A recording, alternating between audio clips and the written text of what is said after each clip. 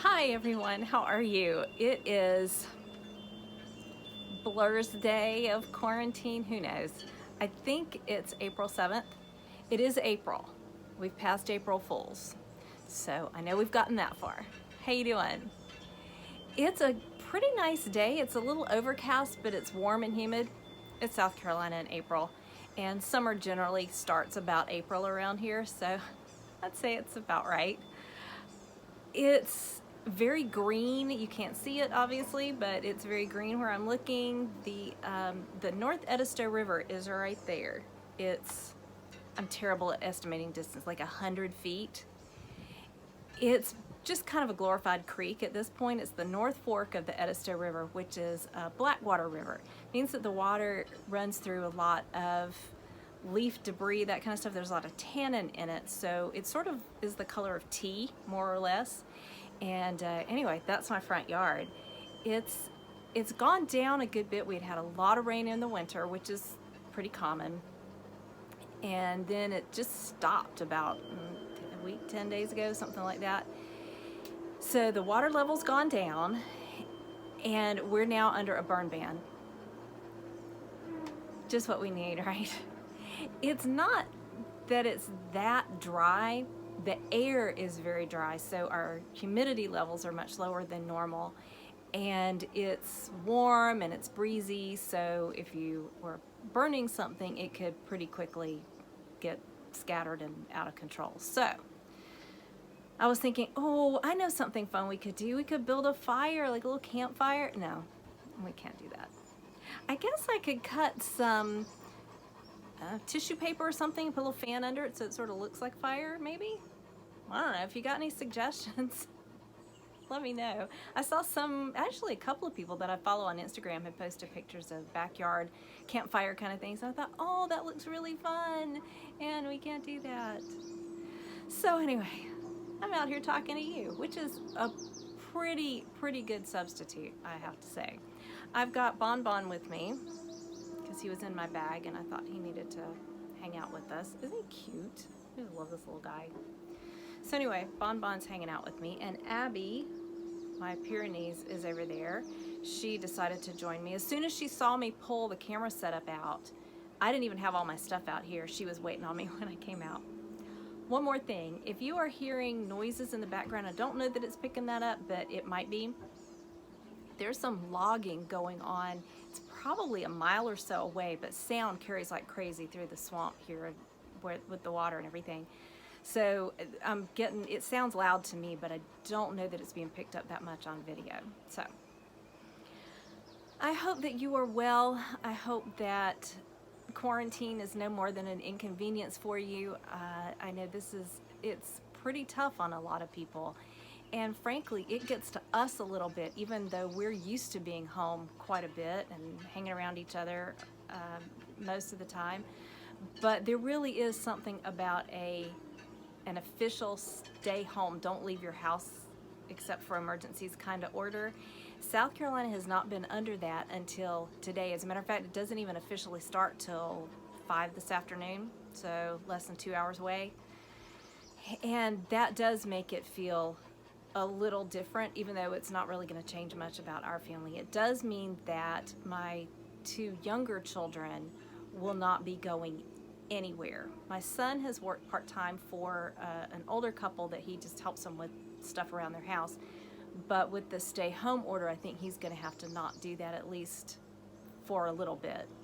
And I think Janie's writing lessons are not going to be happening. I think my husband, even if she could, he's kind of saying don't do that, at least for a couple of weeks. So we need to probably check in with their teacher today. So that means, except for my husband going into his office, that's it. We're all home.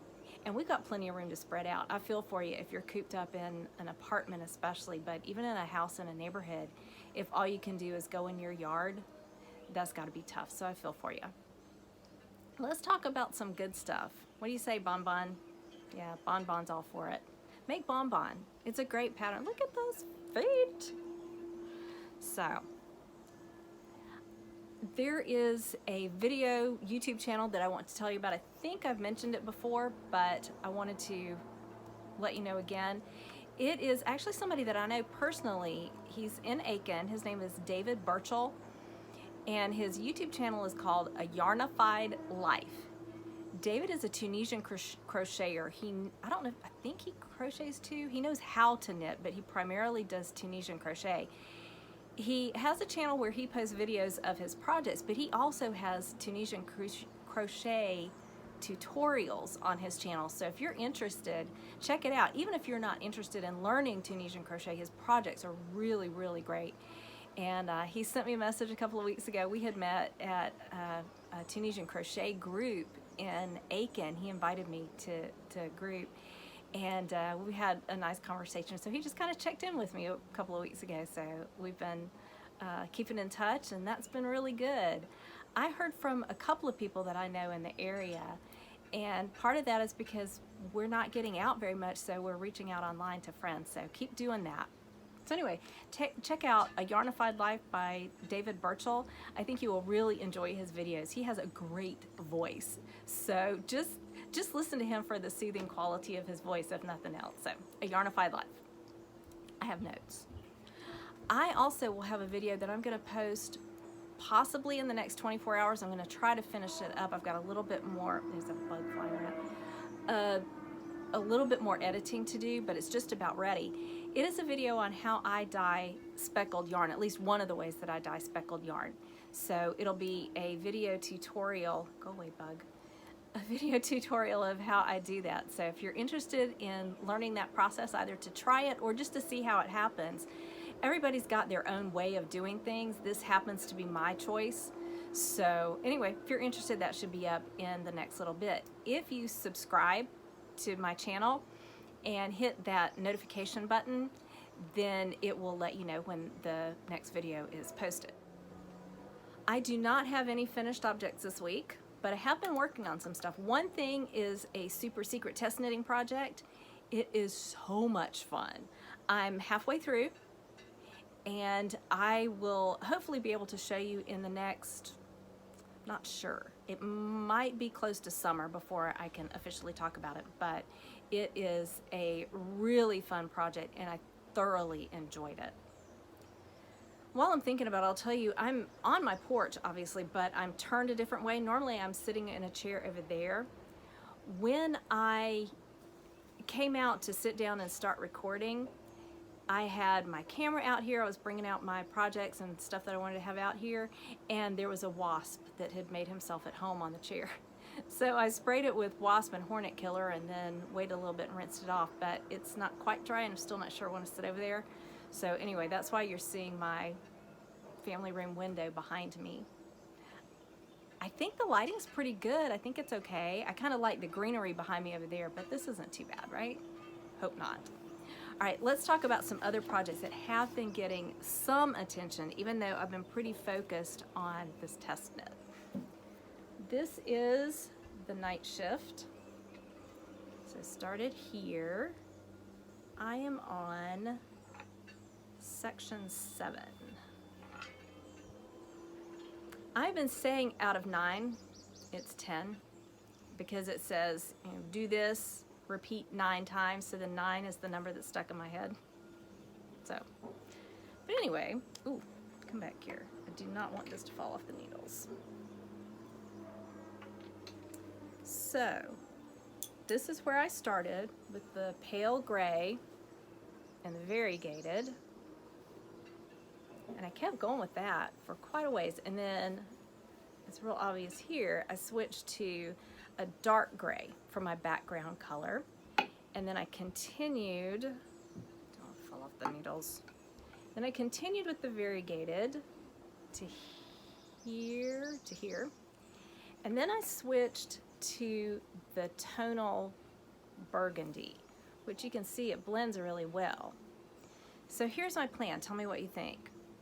at some point, I am going to switch my background color from the dark gray to the variegated. And I want to finish the last section, probably. I don't know that I have enough yarn to do more than the last section. I'm not even real confident about that. But the last little bit, I want to have the opposite of this, so that I have the light gray as my background color and the variegated, no, the light gray as my coordinating or second color, my whatever you call it in here. My brain's not working. But the variegated as the background. Did I finally say that right? The opposite of this.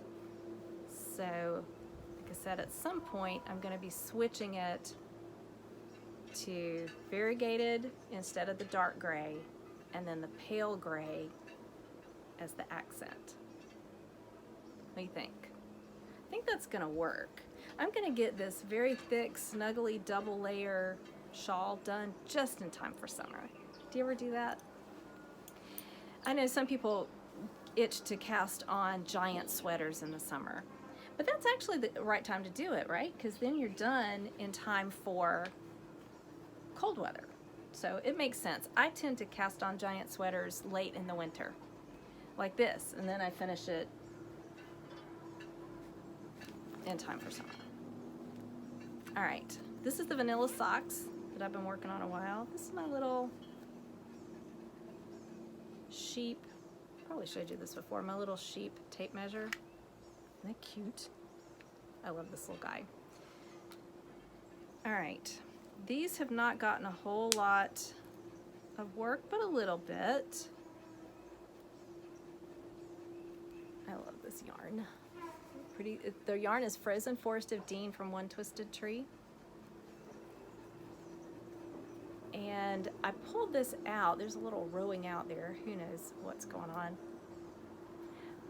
But this was great for when I was watching or participating in some like Instagram chats, and something that I just needed something mindless while I was either chatting with somebody or watching TV or something like that. This worked pretty well. And I've got it tucked in my Twist Fiber Studio whip minder. Can you read it? Sort of. Anyway. So that's coming along. I have those two things going plus the test knit, and I am all set to cast on Goldfish Memories. This is a Casapinka pattern. Oh no. There we go.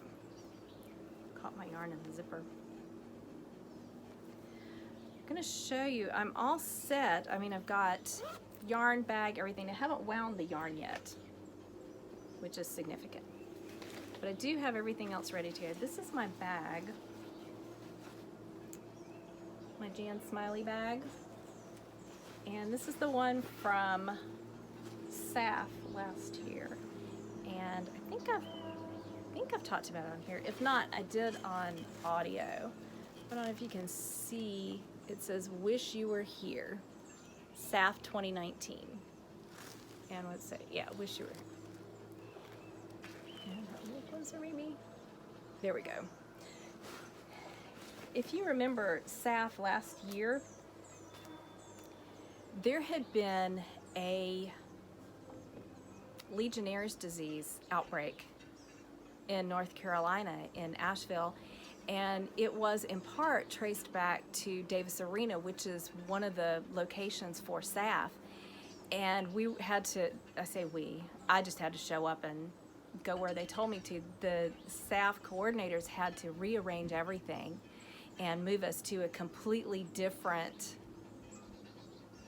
building, rearrange virtually everything for SAF last year. And so a lot of people either canceled or were not able to come. Various things happened, and so a lot of people missed it. And I think that's kind of how I'm feeling about this year as well. Wish you were here. Okay, so this is a little faded. I think my printer needs more ink, but You see, this is Goldfish Memories. I think I can show you this whole page because it's not patterns. Goldfish Memories, Casapinka. Don't know if there's a better picture. Let's see. I think that's probably the best one. Well, you can see it here a bit. And I think I'm okay showing you this one's the schematic. How's that? So the idea with this is that it changes what you're doing pretty regularly, and it's a 3-color shawl.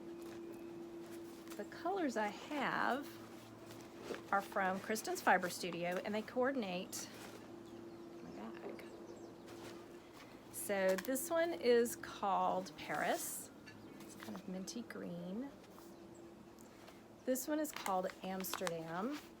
It's luscious orangey yellow. And Wish You Were Here. There you go. So I want to use all of these in a single project. So that is my plan. I've got all my yarn in my Jan Smiley bag. Got my pattern. Even got needles in here. I'm pretty sure I'll be okay. Gauge is not particularly important, other than I want to make sure I have enough yarn and that it drapes like I want it to. But I'm going to be using my Addies. I think these are the ones I'm going to use, my 7s. So, farm news. There's some stuff going on, a little bit.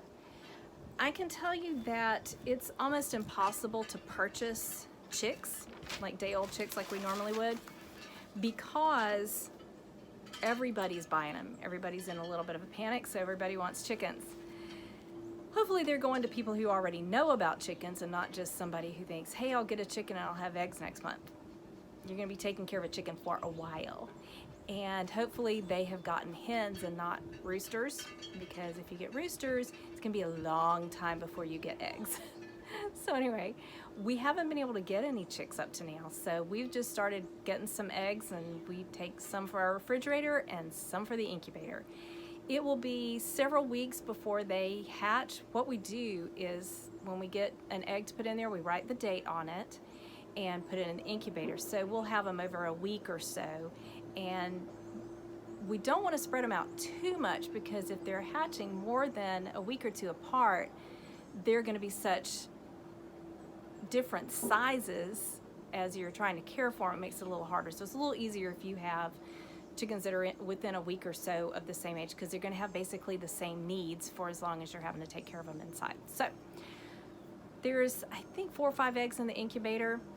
The disadvantage to this is they, in theory, could all be roosters. We'll see.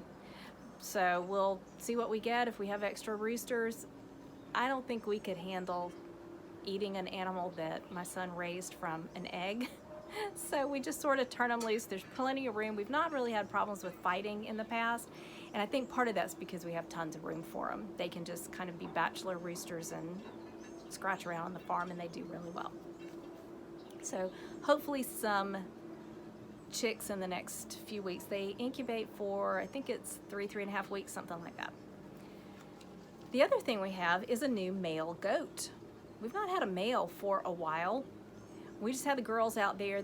One of them in particular had had babies every year for several years, and we felt like they just needed a break. So we just got rid of our male. He went to another farm. Honest, he went to another farm. And the other reason, you have to get rid of the male, you have to replace the male every couple of years, just for genetic reasons, so that you don't end up with goats that are too closely related genetically. So anyway, fellow goat farmer in the area who knows way more about goats than we do brought us a male over the weekend, and he said you can borrow him, buy him, whatever. So my husband called him and talked to him about it. He said, how much? Because he's a really handsome guy. We kind of like him. I see something flying around behind me, and it's making me a little nervous. When you talked to him, the guy said, I'll tell you what, your females typically don't have horns, and that's not a given. We just happen to have goats that we've bred them enough together that the ones that we've been raising naturally do not have horns. And he said, that's a good thing. If you can just give me a couple of the babies, if they don't have horns, let me have a couple of babies because I'd like to breed that into mine. So there you go. He's a really handsome guy. If I can get a picture, I'll pop in a picture of him. But yeah, he's really cute. He's only about a year old, which is good. They are typically a little bit easier to handle when they're younger. They're not as grumpy. The expression grumpy old goat is a real thing. So hopefully we can make friends with them, and he seems fine. He seems very laid back right now, so that's good. Before I let you go, I have some shameless self-promotion. I have some yarn. This is yarn that has not been in the shop at all. It was dyed a while back, and I had it at SAF, but it has not been listed in the shop. Let me see if I can get to some of these colorways. I should be getting these listed this week. Grab bag, I don't even know what I'm picking up. All right, this is Turquoise Honey Creeper. Go away, wasp. Turquoise Honey Creeper. All right. There will have just been some editing. All right, Turquoise Honey Creeper. You want my yarn, don't you? No.